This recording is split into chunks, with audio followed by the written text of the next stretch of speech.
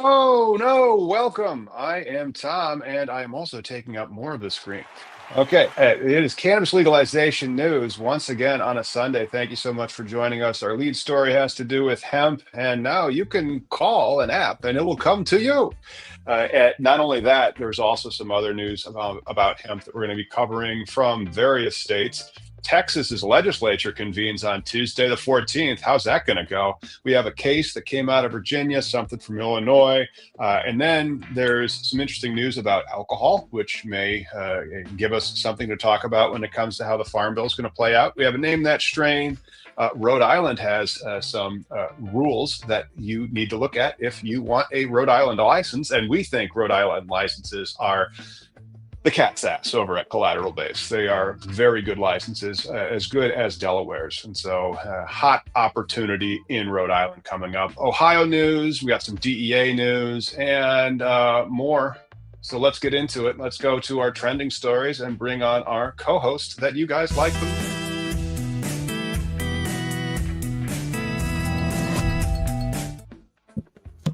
Hey, Happening, dude. And the wheels on the bus go round and round and around. Legalization, baby. Oh, yes, yes. I mean, I almost feel like we're further away than when we started this podcast almost 6 years ago. In about 2 weeks, it'll be 6 years ago. It's like it was February something in 2019 when we started doing this. I don't think we're further. I mean, it's a little more clusterfucky, but we're not further. Yeah. I think, hemp, kind of, but then all the states that have gone in the past 6 years, it'll be interesting to see. Like, that's something that if you guys are tuning in, thank you so much for joining us. Like, subscribes. We think you are the best. And if you saw, I had a poll that I had asked what percentage of the THC, the Delta 9 specifically THC, in hemp products is chemically derived from CBD isolate. That was something I'm going to turn into a quiz. We can do quizzes now on the channel, which is kind of fun. And so right now it's just a poll, so it doesn't tell you the right answer. The right answer is 50%. At least in 2023, it was 50%. So if you are having some beverages, and we were talking to Will in the green room before we went live, he went to Awaken Bakery in Chicago, and hangovers. I mean, these synthetically derived Delta 9s. What is in the soup after they make it? Exactly. I mean, and this is hemp marijuana. I really wanted to call this show today the hemp versus marijuana wars, right? Like, it shouldn't be a whole thing, but it is. Well, it is, because it's like, hey, marijuana's selling marijuana, and then hemp's like, yeah, but we're selling marijuana. Anyway, DoorDash is launching a cannabis direct-to-consumer deals. Now it's going to have to be hemp, but like all those hemp beverages that are everywhere, like at Total Wine or at Binny's Beverage Depot, those can now be coming directly to your door from DoorDash. They are jumping into the game as well. I think these hemp beverage products are going to be, I think they're going to make it through the next Farm Bill. I mean, fuck, dude. There's a whole industry now, right? Like, and this is coming directly from DoorDash, right? Like, this is the DoorDash website. Their announcement: DoorDash expands offerings to include hemp-derived products in select states, right? But why? Each state's so different when it comes to the like you guys, Illinois versus Washington State, who has been legal since 2012. We were one of the first two states, us and Colorado, to legalize cannabis. Still don't have home grows, no deliveries, no lounges, and you have this weird ass in Illinois. That one store you shopped that you went into, the vape shop, that had a flower. I was just, what? They're selling flower? I mean, I thought this was like a gummy only, infused market, which people are kind of like pushing that limit. But again, like you said, what's in the soup? What spice is chemically. Do you remember spice, dude? The thing that happened years ago. I think we actually were on the air like when the spice was still a thing. It was maybe like 2016 to 2017, 18. Like it was synthetic cannabinoids, and so now synthetic cannabinoids are just labeled as hemp and sold at every corner smoke shop. Yeah, but but spice was proven right. Their workaround was bath salts. We're gonna call it bath salts, and give it. People are buying it, so this must be okay. And the quality of what our producer experienced at that Awaken Bakery they're OG consumers. So like, uh, you go in thinking, oh, I can take in a gram or whatever, 1,000 milligrams of whatever type of cannabis, but the fact that it is derived artificially, I believe, is your body is gonna have issues. It's gonna reject components of this substance. It's not just flour no more, baby. Yeah. It's a go ahead. That was in the FDA's PowerPoint Yeah. slide that they did. So then the PowerPoint slide for the FDA, they're like, after all this process is done, sure, you have like these cannabinoids, but then you also have all these other chemicals that are there too, and there's no regulation. So who's stripping these chemicals out? Are they really stripping the chemicals out? Or are they just pressing print on the money button because they're out there to get that cash? We do have some quotes though. Fouad Hannon, the vice president of new verticals at DoorDash, said, "We're excited to provide a convenient way for customers to explore and purchase hemp-derived products." Hemp-derived. That's the issue. I got a little a guess for you, dude. If you want to talk to him, it's 21 questions of is it hemp or is it marijuana? Oh, Miggy, you must have CHS, and so like you've turned yourself into a cannabis plant. I told you this would happen if you kept smoking all those eighths as if they were water. But Well, are you feeling okay besides? this is what they warned you about, right? Kevin Sabat, normal Yeah, or not normal beer. yeah. Well, I'm not sure how you get back to being human, but don't smoke yourself. Dude, I just find it funny that I told Tom or Will, because of this hemp marijuana thing. It's like, we'll play 21 questions. You gotta guess if I'm marijuana or hemp, and all this shit's gonna be the same until the end of how much THC is in your system. Right. This is a And then how redundant. much natural THC is in your Yeah. system is basically Mhm. what it is. But our other lead story, kind of going with the DoorDash one, the Surgeon General's warning about alcohol may boost legal cannabis sales. One of the things they want to put on your labels for when you buy beer or liquors or wines would be a cancer warning, similar to when you buy cigarettes. Which makes me go, well, why don't they put that on McDonald's French fries? But I get Ooh. shouted down for that because people love McDonald's French fries and hate to think that that actually might be causing them cancer. So many people may start drinking less. People are already starting to drink less. An industry analyst said, Pablo Zuganic said, the Surgeon General's emphasis on alcohol risks may nudge consumers towards the cannabis industry, which is increasingly seen as a safer alternative, especially when you're on DoorDash. Now you can have those hemp beverages delivered to your door. Hey, do you have hemp beverages? Are they popular over in Washington State, Miggy? Because they're really popular here in Illinois. No, that's why I find funny is somehow the consumer, right? There's this like whole consumer buying all these hemp products. Unfortunately, you have to buy them in Tennessee and Texas. You have no choice.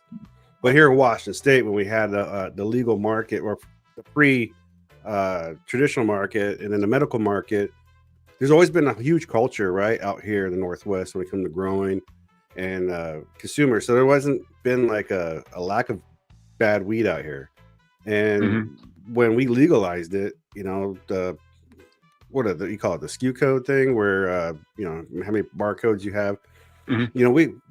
We have Jones Soda involved in our cannabis industry. We have another one, a couple other big groups out there that are involved in our cannabis industry, not our hemp industry. There's no hemp industry out here. I went to 4 gas stations 2 weeks ago just to kind of like see how that market's predominant out here. I only found some gummies like CBN, one Delta 9 like weird ass tea thing, and then everything else was kratom and like mushroom bars that I could find. Right? Kratom and mushroom bars.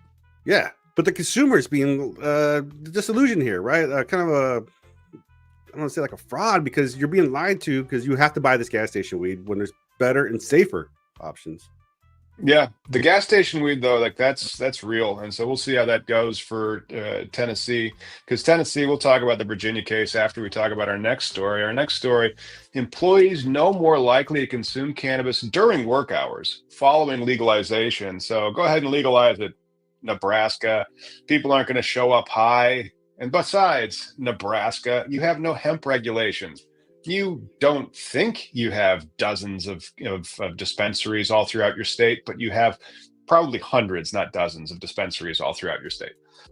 Yeah. But it's pretty nice little researchers from the National Survey on the Drug Use and Health between 2008 and 2019 focused on self-reporting use during work hours. Despite concern from employees, the study revealed no statistically significant increase in workplace cannabis use following legalization. Remember, this is a self-reported study. Sir, did you use cannabis while at work? Me? Use cannabis at work? Who is this? It's the government, is it? The National Survey on Drug Use and Health. Sure, you're not a cop, are you?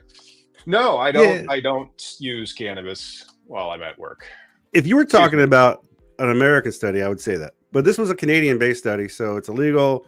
I would give some, and then again, I keep referring to Canada as far as like, look, they haven't burned down, right? Like they haven't, Hey, but they are about to be annexed as the 51st state because we do not recognize the 11 principalities of Canada. Yeah, I can't wait to visit the fucking Gulf of America. But yeah, well, the dumb timeline Mexico changed our name. We are now Mexican America. There we go. But this is funny because that's why Mexico elected a Jewish woman, Steinbaum. And if we would have elected a Jewish woman, she also would have had all sorts of witty comebacks and been like, come on, me. I'm Scheinbaum. Like, it doesn't sound like she's a Mennonite. I'm just assuming everybody's Catholic in Mexico. That's all. But like with this report about like people don't smoke more or less, I think that can be said no matter what, right? In a prohibition time where this plant existed, right? There's a reason why $1 billion have been spent fighting this damn plant. And the plant's still winning because people are going to consume regardless of. You work as an adult, you work around your life, right? All the times and jobs I've had where I've consumed and know I shouldn't have. Rule of thumb is if you get hurt, don't say shit because you're gonna get drug tested right away. Like that's it. Do you like money? Do you like living? Don't say shit. Do you like money? 99% of people said yes. The other 1% said, who is this? But yeah, Mexico's first female president, also the first Jewish, Claudia Sheinbaum. Which is just fantastic. She really, busts Donald Trump's chops. And I think it's kind of hilarious that the machismo, like the masculine energy state that is Mexico, elected a Jewish female before the, sexist state that is America was able to elect even one woman. But whatever, like, you would be next surprised, week, dude. Donald Trump, everybody. You would be surprised. Mexico, when I was down there 3 years ago, so Mexico's still a fairly new country where the last place to become a state part of Mexico was 1974. But one of the things that I was there for election time and they no shit do not serve alcohol on an election day. Like some people pushed the limits in like resorts and they were selling us for a little bit, but then the fun police came by and shut the bar down. So like at that point we were already, drunk and stupid Americans, but yeah, you'd be surprised how other countries are getting their shit together and we're just going backwards. Like, that's what I'm saying. It's ridiculous. Ridiculous. That is very often how a lot of things are, but it makes sense. Like they'd be worried about a mob or something that would get drunk and try to overthrow the validly elected. They were good people. They were just good people. Mr. Trump, I've heard that your penis resembles a mushroom. Is there any truth to that? Just a little bit. But it's 20 past the hour. So this message is brought to you by Collateral Base. I'm going to have to work on these commercial introductions. That was not as smooth as I should have done. Do it.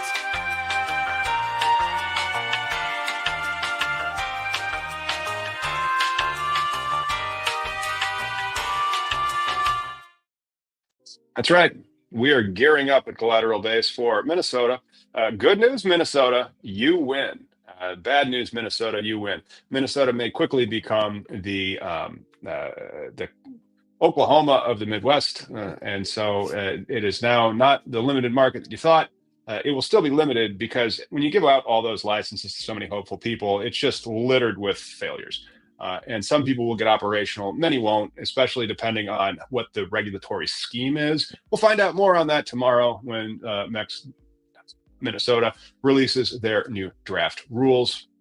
And if you would like, and you have a cannabis brand, you can sponsor the show. Go over to cannabislegalizationnews.com/sponsor, and you can find out how you can get some product placement or sponsor our 420 somewhere, bumper, and even segments of the show. Tune in to more of our deep dives that we'll be having. We have a few guests lined up, one for tax compliance, another for something Miggy wanted to do. What does it mean to get high? So we have a chemist that we're going to be interviewing about that question. Moving on to our next story. Interlocutory. God damn that. Interlocutory appeal could impact cannabis rescheduling hearing out of Cannabis Business Times. What is an interlocutory, Tom?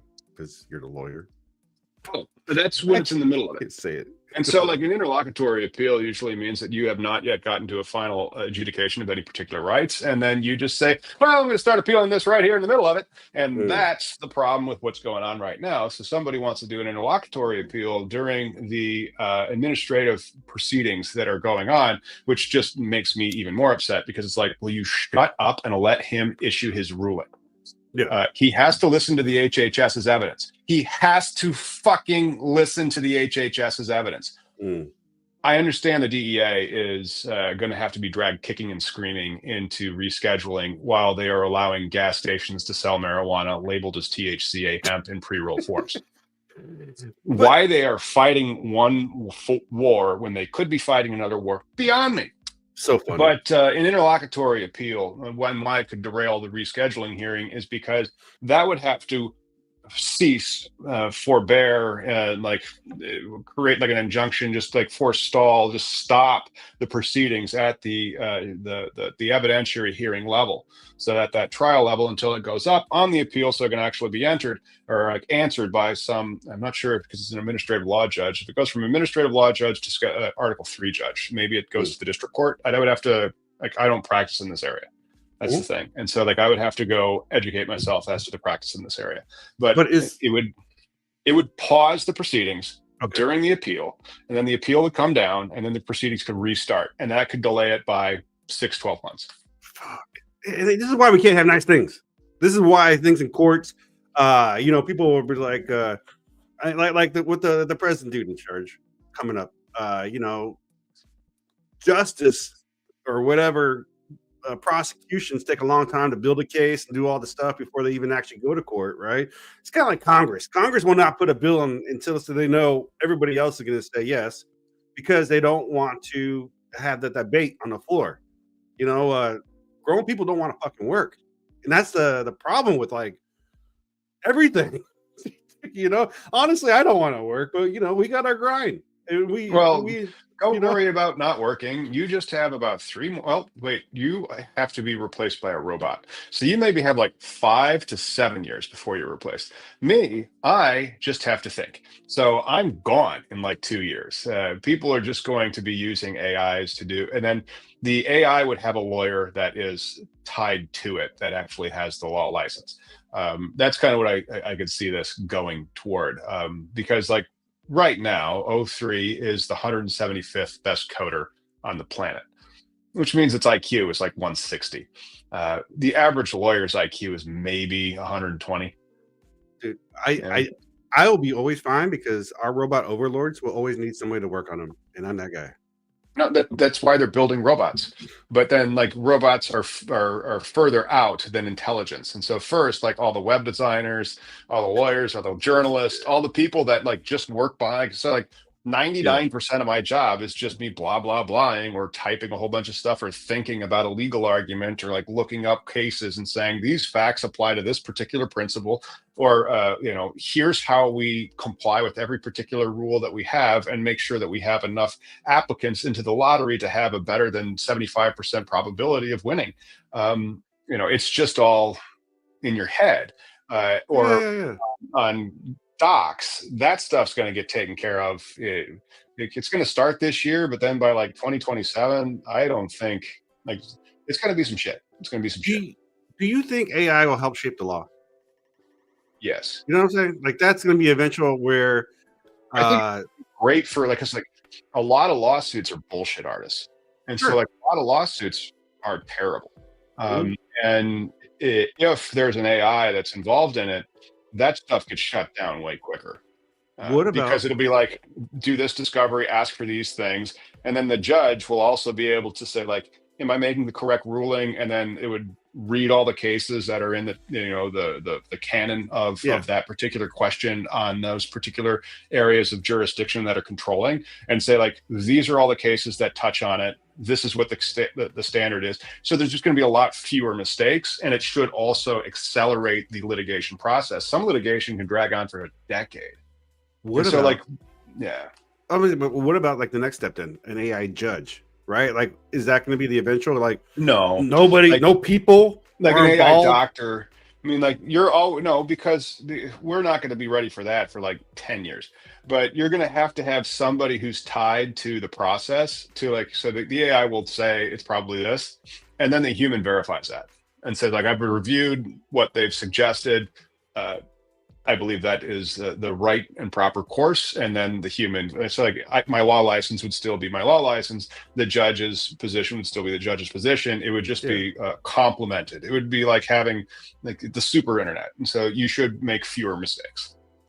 See, the reason why I bring, because I bring everything back to legalization and pot, right, and the law and my rights, is this has been something that's been long regulated via prohibition, fear, and just opinion, right? Like, can we get laws that will actually one day actually be reinforced by like commonality of goodness? I guess, right? Like, what up point? Like, we could have been so much better with all the people whose lives have been ruined, right? Our producer guy, he would be probably like a E6. You know, poor guy got ranked down every time, and that's the thing. It stops people's lives. Hell, we wouldn't have to do this podcast. We could focus on like real things like growing and shit like that, right? We wouldn't be pondering the law. I mean, you would be probably because you're a lawyer, but like that's the only reason why I'm an activist. I guess is like I've been trying to help change the goddamn. I don't want to go to jail for something that now I can just buy at a store. I mean, like we Yeah. talked earlier, how like I just go to the store and bought this. No problem. Show my ID, no registry, unless I want to get those points because I do. It's a fucking store. This is not. Hey, And the that's a good problem. question. But like, Okay. what about that store? What? How do the points work? Because like, you're gonna have a store. We're gonna have a store. Mhm. They're gonna shut down THCA hemp. They are. I mean, that's not going to survive the next farm bill. I'd be beverages, yeah, natural extracts. I think natural extracts, and so you're going to see the alcohol lobby cozy up, and I think you're going to have beverages that are naturally derived cannabinoids. The synthetics, and then just selling weed and calling it THCA flower, that's going to go away. But what type of rewards are they offering? Because we're going to have a rewards program. Oh, well, it's a good one. Uh, I get my veteran first. I get my veteran discount right away, and then after I build up so many, I get like 20 and 25. And I save those for the big purchases. Like I'm gonna drop like 200. I'll fucking get 25% off of that. Uh, so yeah, there's different point systems, dude, and all these. Like none of this now is creating reinventing the wheel. Right now, we just all need to be on the same page right. because the shit that's going on in Illinois is insane. I'm going to be on with Cole tomorrow, live, I think, or pre-recorded. I don't know what the plan is, but just talking about this hemp cannabis conversation because you're right. It is sneakers. It's cloth. It wasn't intended to be. And people who are crying and saying they are part of hemp, well, fucking, that's supposed to be for the environment. It's supposed to be Right. make that world better, not fucking be a smoke. No, Uh, they just want to get high and pretend like legalization's already happened. I'm sharing DEA.gov, and so we were talking about the interlocutory appeal that may or may not happen in the rescheduling hearings that are ongoing, and they're going to be kicking off here unless that interlocutory appeal goes through. But the DEA has on their website an ongoing order list, and so anytime anything is filed in that rescheduling hearing that they are having. The DEA updates their website, that's why I shared the link for you. If you want to stay on top of the rescheduling hearing process, you could head over to, I'm sorry to report, dea.gov and get it straight from the horse's mouth.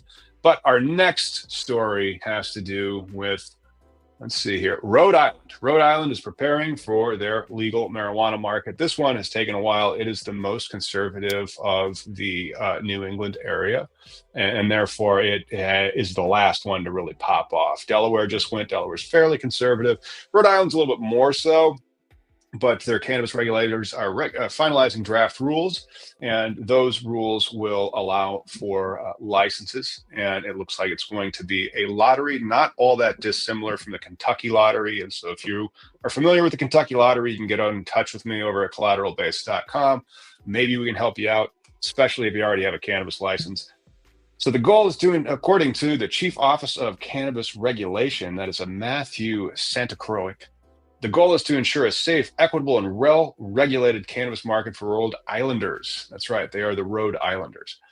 And then he also said, we are looking forward to hearing from the community as we finalize those rules, because during the rulemaking process, and it's not just going on right now in Rhode Island, but also tomorrow in Minnesota, and then currently in Missouri.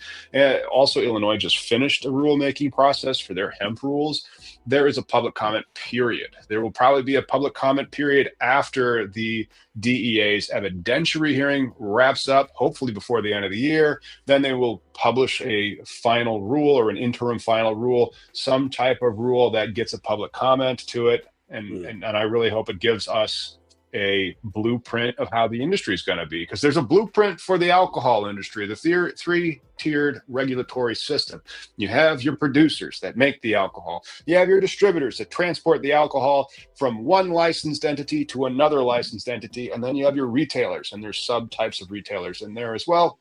Yeah. All of them have licenses. All of them pay taxes. We can do this, but I think first we have to do it at a medical level, because the country is just more conservative. It's not a left of center country. It never has been, evidently. It's a right of center country, and they aren't ready for legalization. They're ready for medical legalization that's regulated, but we have to get rules, because right now, and for the past ever, there's never been rules for how to regulate marijuana federally.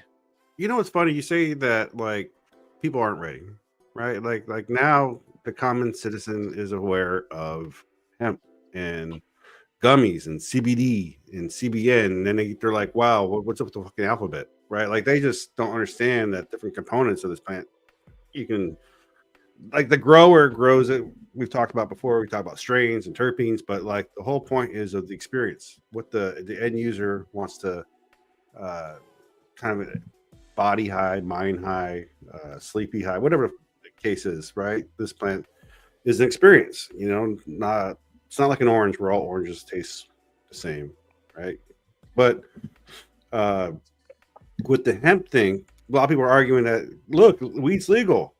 There's no protections. And that's where I think medical will help with rescheduling will take place, right? We still can lose our jobs. It's still taboo to talk about this, still getting shadow banned. Like, none of this is fucking going to change. Hemp has just been a whole road bump where it comes to like people consuming, like thinking like it's normal, like they can freaking like go to work the next day. Like, how many people have lost their jobs because they pissed hot, right? It's the same fucking plant. That's where we're at, folks. It's the same fucking plant, but the other side's getting away with it because people are going to take a risk. That's fine. You make your bag. We really don't care. But the rule process is just it just takes fucking forever. And it's not fair, right? Like, right now, each state is like a little fiefdom of arguments when it comes to the hemp and cannabis debate, right? Illinois being one of the big ones that I really am concerned about. Not mostly because of my bag, but the consumer's fucking losing. Consumer as a choice, consumer as a protection, right? Like, if you get in a fight with your spouse, they can still use it against you for custody of your kids or whatever. It's ridiculous the leverage this whole plant can be held against you because you consume it, because you choose to, like, this is the mind. Yeah. Well, man, that's not going to change. And entrapment is never been easier in the cannabis industry with the hemp loophole, but not in Virginia no more. And so Virginia, they just issued an opinion in, I believe it is the Federal Appeals Court in Virginia, the Fourth Circuit Court of Appeals, and they upheld the total THC regulation that was going on in that state as the hemp industry vociferously fought against that so that they could sell THCA, which again is weed, and call it hemp. And they defended their total THC. The reason why they defended their total THC is because the Farm Bill says you can do it. And there you go. There's the loophole, and then there's the express terms of the Farm Bill, which you don't need a loophole for. It says that you can create a more strict regulation of hemp in your state. The footnote number 6 on page 12 of the opinion, also, the judge threw some shade over at the AK Futures versus Boyd Distro case that many people cite as the precedent for the principle of law that Delta 8 THC is legal hemp, as opposed to other aspects of the case. But they cite that for the principle of law that Delta 8 THC is legal hemp. And then they also cite the Anderson versus Diamondback Investment Group, also from the Fourth Circuit, that says THCO is legal hemp. And then that footnote is pretty nice. There may be questions about how far the 2018 Farm Bill's hemp exclusion extends. For example, does reference to derivatives indicate any hemp product manufactured using a part of the cannabis plant? And then holding that exclusion applies that products that are sourced from the cannabis plant that contain no more than 0.3% Delta 9 THC. And then see also Anderson versus Diamondback Investment. And then they start a sentence with the word "but," which is hilarious because they always tell you not to do that. But the outer contours of the hemp exclusion do not affect the outcome of this decision. This is a blueprint for other states. I'm looking at Tennessee in particular because they have an opinion that's due on February 18th, wherein they are also challenging the THCA ban or regulation that they've put into effect in Tennessee. One of our viewers, I'm not sure which one, but one of our viewers is joining us from Louisiana, where their THCA ban just went into effect on the 1st of this year. These are legal under the Farm Bill. You're allowed to be more stringent, and then they're kind of throwing shade as to what is the limits of the definition of the derivative and what hemp means. Well, these will probably all be academic, because by the time the new Farm Bill comes out, there will not be enough time for all these lawsuits that are working their way through the courts to get really anywhere. But yeah, now that I'm reading this one out of Virginia, it makes me think that if I was the judge in Tennessee and I read that, I'd give it to my law clerks and say, go for it. Give me a draft. This is what I think we need to do.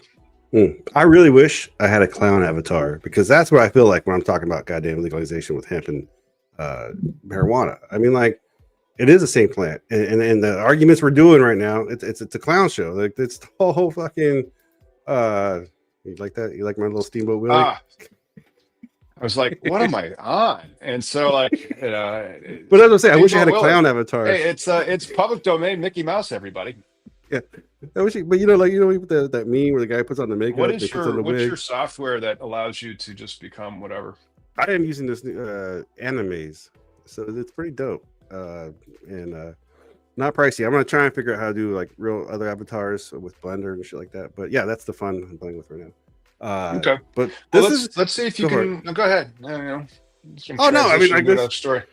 I just also enjoy we're trying to this is how we get change, is by bringing it out. We're talking about the dirty laundry. This is legalization. This is stupid, and we need the federal rescheduling.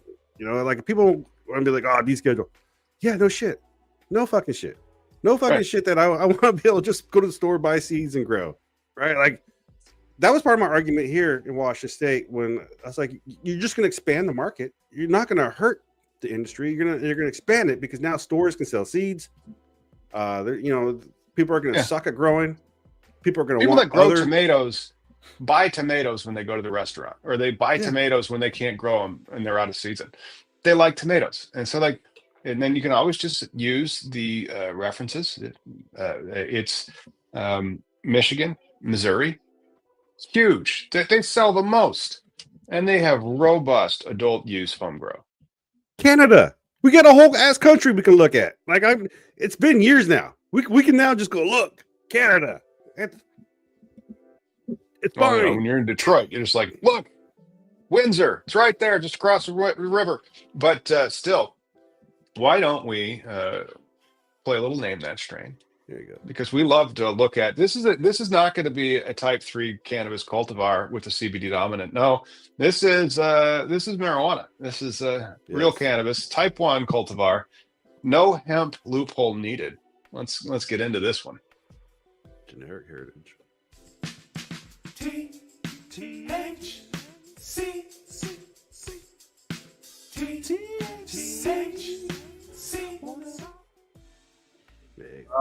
We got to make sure we get the because like I don't have the stuff up for it. It's not in the show notes. I just have the link to the stuff.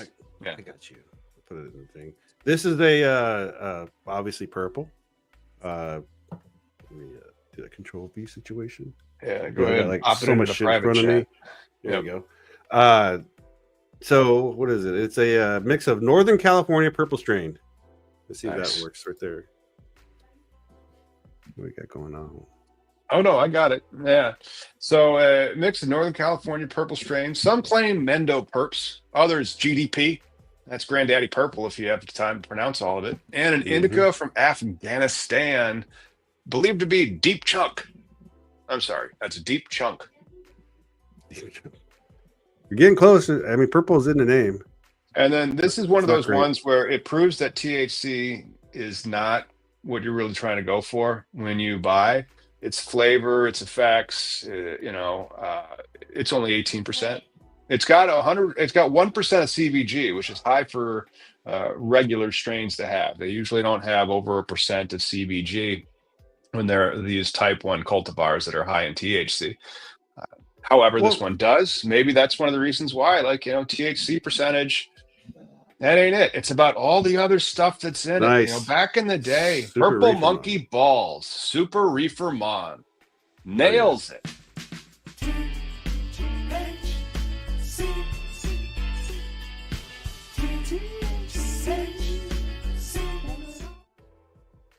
Oh shit! You wanna give them any backstory on the Purple Monkey Balls? Or are you good? I just closed it out by accident.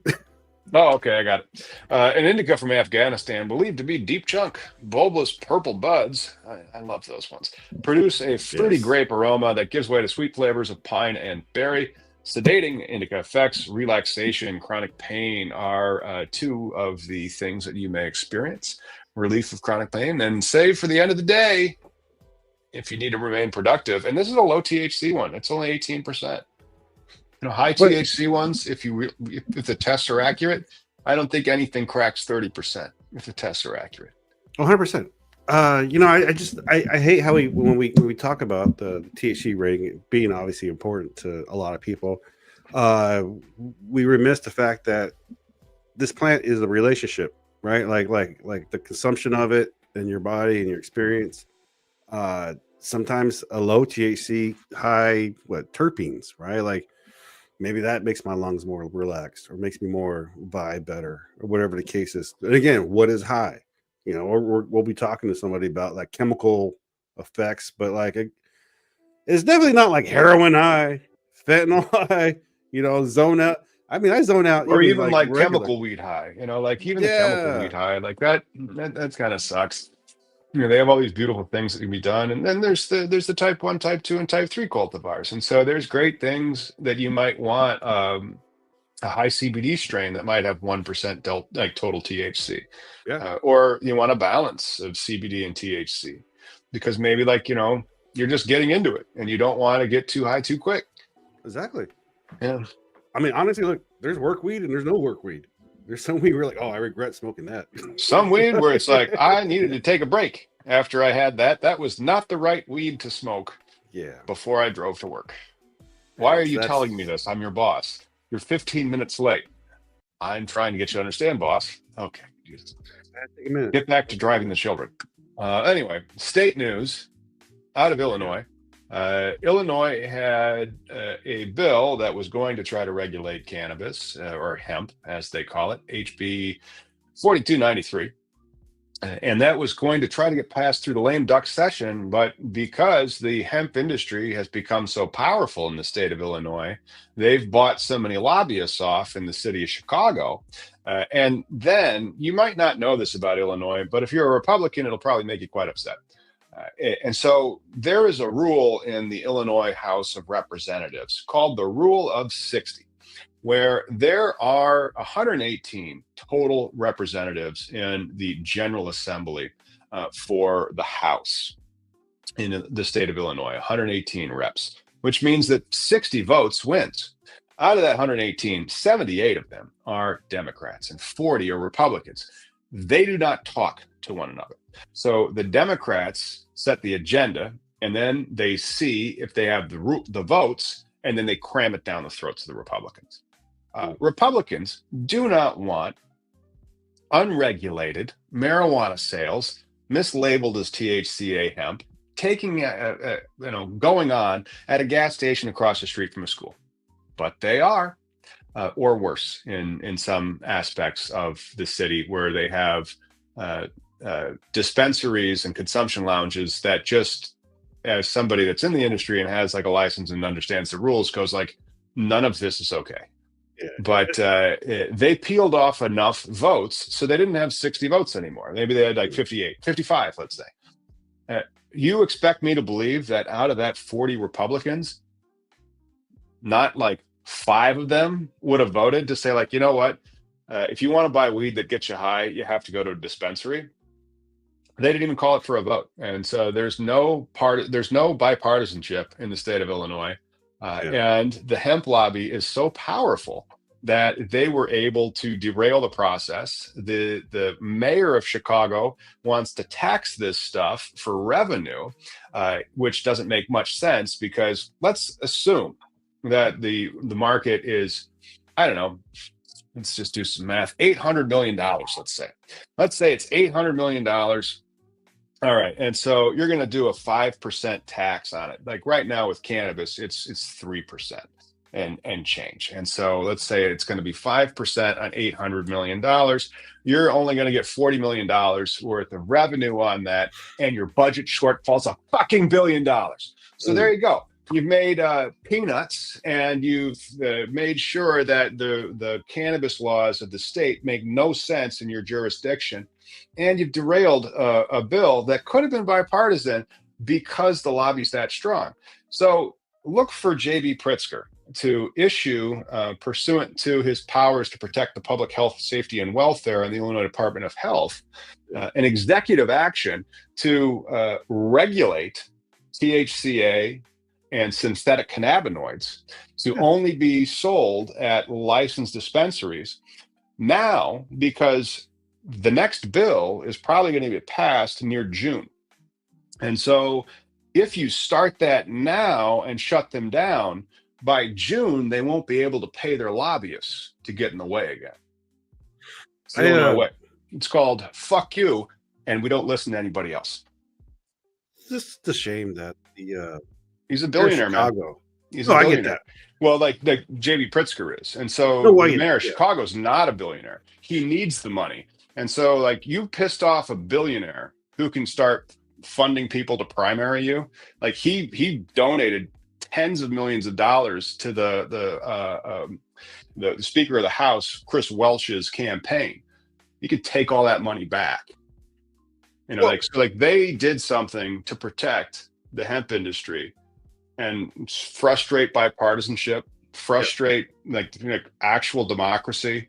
And the hemp people are taking this as a big win. And I'm like, all right, well, I'm going to call the governor tomorrow and explain to him, like, executive action now, no money to pay the lobbyists by May, it'll go through. Or it's banned because of the next farm bill. Yeah, that's going to be a national thing. But yep.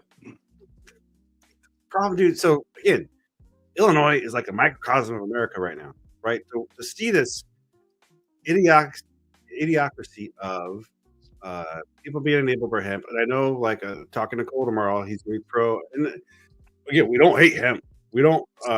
We're not mad at you. Like, I would sell your flower if I knew it was like fire, right?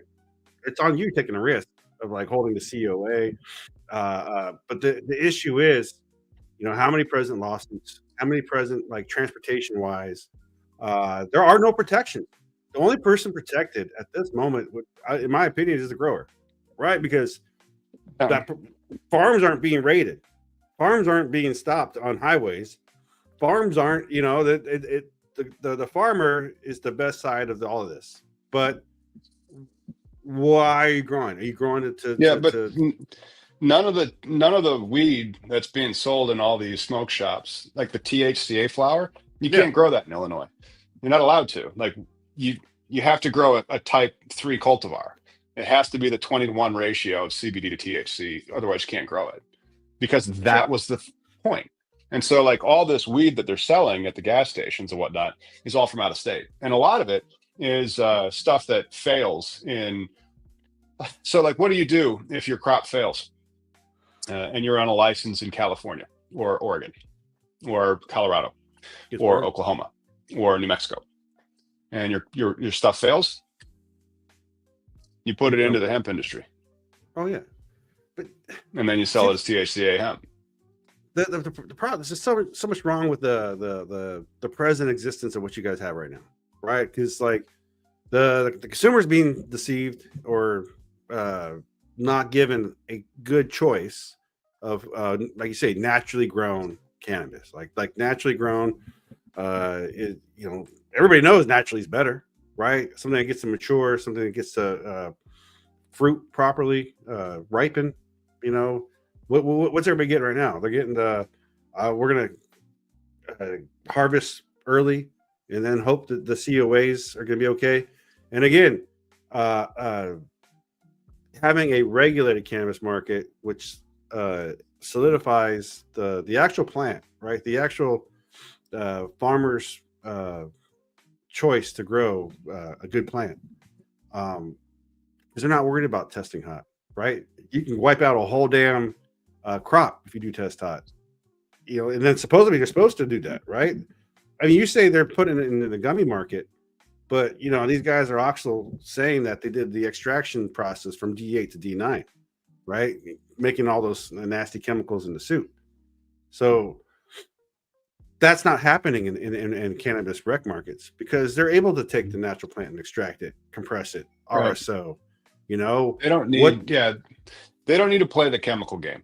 Yeah, When you have a natural plant market, you don't need to play the chemical game. But they're playing the chemical game, and I mean, like when they say, hemp-derived Delta 9, there's a 50% flip a coin, and it's either synthetic or it's not. That yeah. was from like 2023's data. So the demand for Delta 9 has increased, and so therefore it's probably more than 50% chance that Delta 9 from the hemp was CBD isolate when it began. Either way, let's do another story that's more uplifting from Ohio. Ohio has generated $242 million of recreational cannabis sales in their first year from 2024. Actually, they may have only done half the year. They might have started sales in July, if memory serves me right. There's only 120 Ohio municipalities that have moratoriums in place. And recreational sales began in August, about 9 months after Ohioans voted by ballot initiative to legalize, which means that, next year they may do $1 billion. We'll have to see. There should be another licensing round. Somebody called me from, wants a dispensary license in Ohio. They are hot commodities. They probably sell for between $5 and $10 million each, and there's not that many of them in the state of approximately 11 million people for right now. There's supposed to be another 50 that are given out pursuant to the law for social equity, but it's taking longer than you'd like because it's a fairly conservative state. So we're going to have to wait and see when the next licensing round in Ohio is. It is. It is. Hey, how you doing? I'm back. Miss me? 124 dual use licenses in Ohio. That means they can sell medical and non-medical. That is another bill that we need in Illinois, and all the states are going to need once it goes Schedule 3 to become in compliance with the new laws. Missouri is a hybrid state. Ohio is a hybrid state. They're already pre-packed and ready. Illinois had a bill to make us all hybrid, so we could sell adult use, we could sell medical, and that would then give you safe harbor for your adult use because your dispensary is complying and registered with the DEA for Schedule 3 medical use. This is like future stuff because the interlocutory appeal and the evidentiary hearing that they have to have, and it might be another year before Schedule 3 marijuana becomes the law of the land, depending on how long they stretch this out.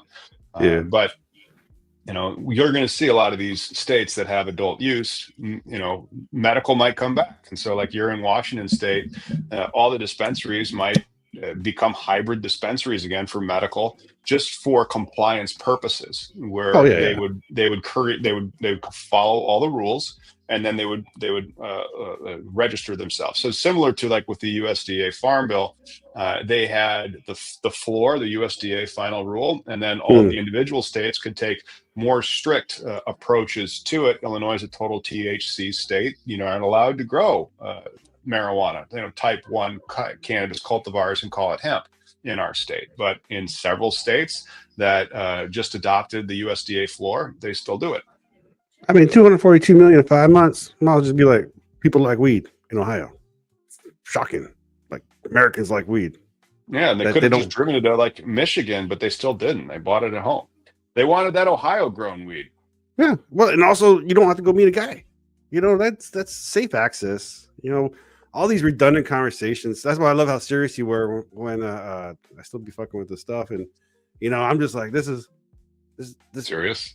So dumb. Serious? Yeah. No, but you're talking about the future aspects of which are legit. Like we still have so far to go. Like this is not fair in any sense, especially as we are trying to embark on our own journey in a state that apparently hemp lobbyists, and people want to protect hemp for I don't know why, right? Because they think it's legal. They think that that's legalization. They're not very well educated. No, but the thing is, so like with activism, right? The reason why I did it is because people were unjustly being in prison, right? People were unjustly being messed with. Life, your life can be unjustly. Anytime you can be detained and incarcerated for any reason, is outrageous, right? Life is precious. You only have now, right? And so it's like that's why I've been doing this. And so, like, I was protecting the guy. The unknown guy. Now the guy's the vape shop guy who took jobs for the unknown guy. Like there's this weird pyramid system of justice. Like I just want real regulation so I can not worry about pissing hot on a test. Not like you won't. So my personal life is not violated. My personal being, our personal, America. It's just insane how we've been. At least we're not Singapore or South Korea. Right, like even in South Korea, if you get caught consuming out of your country, you face many. So yeah. I could have been deported in 2004 when I was there before I went to law school. But we have some good news out of Florida, which you don't hear all that often. In Florida, the appeals court there ruled that drug dogs alerts insignificant for searching cars in a marijuana case. A Florida appeals court ruled that a drug sniffing dog's alert alone not sufficient grounds to search a vehicle if the distinction between legal hemp and illegal marijuana is not clearly established, which is hilarious because Florida is one of the hottest of the hotbeds for THCA weed. The decision stems from a case where a driver's car seat was searched after a canine alert, but the court found insufficient, given the order could have also indicated the possession of legal hemp. Hilarious. The ruling reflects the ongoing challenges the law enforcement faces in adapting the legal distinction between hemp and marijuana. This may be one of the reasons why the DEA is just sitting there being a bitch in court as opposed to like trying to enforce the law anywhere. So they can't tell if it's Delta 9 positive or not.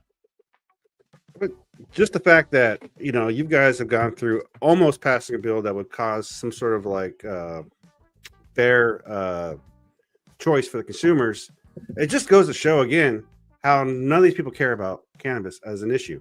I mean, does that mean they don't care about the constituents? You know what I mean? Like real legalization will help the people. You know, who's the people? They're the fucking your constituents. They're fellow Americans, your neighbors. It's just wild that they can't get together on some common sense issue. Uh, you know, they're not ruining jobs. They're giving structure, you know, and protections. This, you know, as far as the Illinois hemp market, what is that one article I shared with you where they issued out the USDA issued out like 249 letters, but you said there's more than that there. I don't know what you're talking about. Uh, in the Slack, I saw a letter, an article where I'll look for it. The Okay. USDA issued You you letters you to you you look for it. I'll just yeah. give some quotes from the opinion. The There you go. inability of drug detection dogs to differentiate between legal and illegal cannabis raises significant constitutional concerns, said the court in its opinion. And a defense attorney was quoted as saying, "This ruling is a victory for the rights of Florida drivers. People should not be subject to invasive searches based on outdated enforcement tools." A criminal justice reform advocate said the decision underscores the urgent need for updated training and tools for law enforcement to account for the evolving legal landscape. Again, they are talking about a drug sniffing dog who has been taught to alert on the smell of cannabis, smelling cannabis, alerting and saying, "Hang on a second, I haven't lit that on fire yet. That's still hemp. That's just a whole bunch of THCA. That's not Delta 9 THC." And because DeSantis vetoed that bill last summer because he hated Trulieve and also Morgan and Morgan, which is a powerful lawyer who's made billions of dollars and is headquartered and owns a lot of land in the Orlando area, he kind of like let that go. And I think what he's going to end up doing is a complete Florida politician thing. Nothing until it's shut down at the federal level, and then he'll crack down on it and say, like, "Yep, sorry guys, it wasn't my fault. The feds did it," and they'll blame somebody else. I don't know. DeSantis is funny. That yeah, Florida man. The article I was thinking about was USDA's National Agriculture Statistics Service conducts hemp survey. You know, as they're trying to, you know, they're asking hemp people to help register themselves, but it was only 240. But it's only a survey. Never mind. I thought it was like a policy thing. Oh, they will release it. So tune in to our April 15th or something show where the USDA will do their annual report. So we can get the one from 2023. It was published like in April of last year, and it explains how many acres were grown throughout the United States. The harvest, like they really peaked in 2020, 2021, and then they just kept going down. And so like they said, like last year's harvest, and by last year, I mean 2023's harvest, was only worth about $300 million maybe, which is like, how's this $300 million turning into a $30 billion industry? And I think some of that is like, you know, this is just water. But if this was a seltzer, there would only be 5 milligrams or 10 milligrams of CBD that has been converted into THC in it. And that can really stretch that, you know, small amount of hemp that's in the millions into the billions. Yeah. Well, again, if there was a fair like cannabis just industry in Illinois where, you know, why can't they try and absorb in those fire hemp growers, you know, and let them? They aren't in the state. I keep telling you this. Oh, no. I was saying for the ones in the state, for Illinois, because there are, right? There's the on Cole Show, they had the Illinois growers, Hemp Association. The hemp growers. Yeah. So it's disingenuous how they argue because they say it's all about small business. But the hemp growers in the state, there's only 44 of them. There's 87 craft growers that are trying to get operational. And those 44 hemp growers are not allowed to grow the same products that the marijuana growers are allowed to grow. They have to grow CBD hemp. Nobody's trying to get in the way of those hemp growers. But then the retailers, they import a whole bunch of THCA flower and they sell it in their smoke shops. That's out-of-state marijuana mislabeled as hemp that's taking our jobs. Yeah, it's the stuff that we have to stock is Illinois grown. Gotcha. Yeah, no, 100%. That's what I'm saying. Like that kind of fair for the state economy itself too, right? Like that would help the cannabis industry because that would be like you obviously now have enough people who are buying this fucking plant, like even online, getting whatever. But you have enough consumers now that it's passe. Almost kind of like when HempFest was busy and big, you know, when you were there. it's nothing. It's just it's like getting a drink, saying, hey, let's go grab a drink after work. It's a casual experience of people's lives, and some people don't drink. Not everybody drinks. Well, not everybody smokes. This is not a contest. Life. Right. But that's the thing. You have to remember it's not from in-state. And so like you can't say it's the hemp. If you're trying to help the hemp growers, like nobody's trying to get in their way. It's the out-of-state hemp growers that are selling weed in the state. Or it's the hemp processors that take the hemp that the hemp growers grew in the state, but it's low THC. And so if they want to get you high, they have to use chemistry. Right. Yeah, no, I totally. And again, if they cared about the people, they cared about the constituents, they would pass these bills and work them through. They don't care. Because, about the subject. They don't care. You know who else doesn't care? Glenn frickin' Youngkin doesn't care. That gets into our next story. Virginia Democrats renew battle with Governor Glenn Youngkin over cannabis sales. Now, you might not remember, but Virginia legalized the possession of marijuana back in 2021 when Glenn Youngkin became the governor. And I don't understand why Republicans are like this. And I don't understand why people that are in the hemp industry think the Republicans that now run the country are going to be fine with hemp that gets you high. I mean, it's like if we rebrand abortion as unpregnancy, that's not going to really help. But if we rebrand marijuana as hemp, totally, if you make money on it, you want to believe it. The Democrats have argued that delaying is harming consumers and empowering the illicit market. Glenn Youngkin doesn't give a crap. He doesn't want it to be expanded, and he cites public safety concerns because it is safer for the public to buy it from the guy on the street who grew it in his basement, as it's quasi-legal there. There's some quotes on it. We have Senate Majority Leader Dick Saslaw. Virginians have waited long enough for safe, regulated cannabis market. The current delay only fuels the black market and leaves consumers vulnerable. I believe it. You got Youngkin. Got Youngkin, man. He, though, should be up for re-election because I think he came to power in 2021. So that was 4 years ago. He should be up for election this year. I wonder who's running for governor in 2025. If Youngkin loses, we may see a licensing round in Virginia next year. It was the state that's failed to launch so far. I don't think Illinois is going to have another licensing round until it takes care of its hemp industry, but we'll see. Sure.